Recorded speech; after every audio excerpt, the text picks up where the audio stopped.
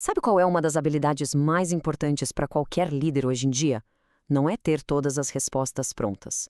Muito pelo contrário, é saber fazer as perguntas certas. E é exatamente sobre isso que a gente vai conversar hoje. Como as perguntas e não as respostas se tornaram o verdadeiro superpoder da liderança. E olha, essa ideia não é nova, não. O filósofo Voltaire já tinha sacado isso há muito tempo. Essa frase dele resume perfeitamente o nosso papo de hoje. O que realmente importa não é o que a gente já sabe, mas o que a gente está disposto a descobrir. É uma virada de chave, né? E aqui tem um ponto fundamental, porque existe uma diferença gigante entre uma pergunta boa e uma pergunta transformadora. Uma pergunta boa te dá uma informação, um dado. Agora, uma grande pergunta, essa muda o jogo. Ela desafia tudo que a gente achava que sabia e pode, de verdade, mudar o rumo de uma empresa inteira.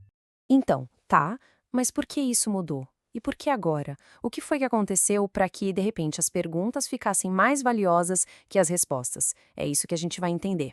Se a gente parar para pensar, a mudança é brutal. Antigamente, na chamada velha economia, quem tinha as respostas tinha o poder. Ponto.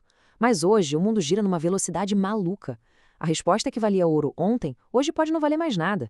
O valor de verdade foi para outro lugar, para a capacidade de questionar, de explosar e, mais importante ainda, de se adaptar. E essa não é só uma impressão. Eric Ries, que é uma referência gigante no mundo das startups, vai além.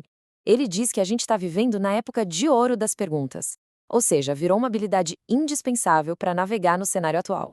E isso faz ainda mais sentido quando a gente bota a inteligência artificial na conversa. Pensa bem, computadores são máquinas de dar respostas. Você joga um monte de dados e eles te devolvem uma análise. Mas e a pergunta? Aquela pergunta criativa, estratégica que ninguém pensou em fazer? Isso, por enquanto, ainda é nosso. É um diferencial puramente humano. Para a gente entender o custo de fazer a pergunta errada, vamos olhar para uma história clássica. Em 1996, a Kodak valia 28 bilhões de dólares. Era um império, a dona absoluta do mercado de fotografia. O irônico é que a câmera digital foi inventada lá dentro, por um engenheiro da própria Kodak. Só que quando ele apresentou a inovação para a liderança, a pergunta que fizeram não foi algo como "Uau, que novas oportunidades isso cria", mas sim, essa aí, uma pergunta totalmente focada em proteger o negócio que eles já tinham. Uma pergunta que olhava para trás, não para frente. O resultado? O projeto foi engavetado. A pergunta errada, que nasceu do medo de canibalizar o próprio sucesso, levou um gigante à beira do abismo. É um exemplo extremo, claro, mas que mostra o poder de destruição de uma única pergunta mal feita. Bom, se a pergunta errada pode destruir um império, quais são as perguntas certas, aquelas que ajudam a construir?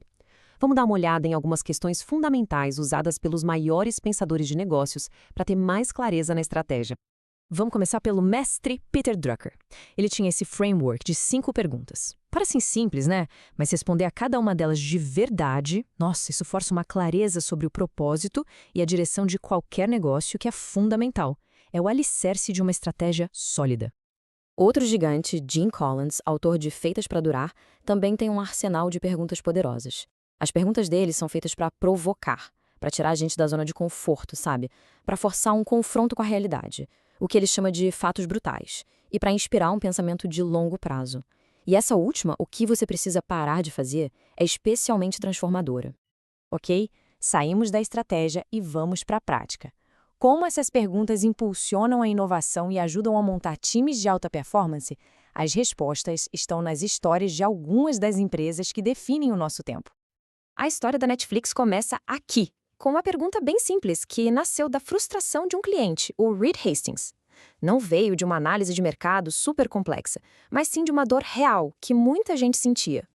E essa primeira pergunta levou a uma segunda ainda mais poderosa.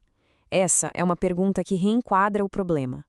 Ela muda completamente o modelo de negócio, saindo da transação individual indo para a assinatura mensal. Foi essa pergunta que essencialmente criou a Netflix que a gente conhece hoje. E na hora de montar a equipe, Jeff Bezos na Amazon usava um filtro de 3 perguntas. O interessante é que elas não buscam só competência.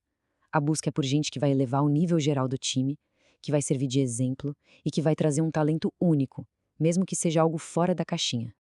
Ok, a gente já viu o poder das perguntas certas, já conhecemos algumas delas.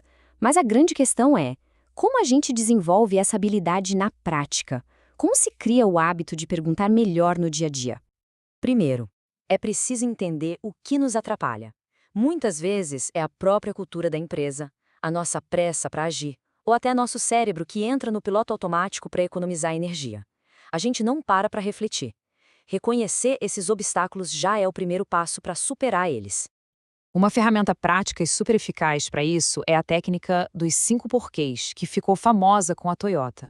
Em vez de ficar só resolvendo o sintoma de um problema, essa sequência de perguntas força a equipe a cavar mais fundo até achar a verdadeira causa raiz. É simples, mas muito profundo. E para inovar, essa sequência de 3 perguntas é um modelo mental fantástico. Por quê? Desafia o jeito que as coisas são feitas hoje. E se abre a mente para todas as possibilidades, sem limites. E o como aterrissa as ideias, transformando a exploração criativa num plano de ação de verdade. Para a gente terminar, fica a reflexão. Peter Drucker tinha a pergunta dele. As empresas que a gente viu tinham as suas.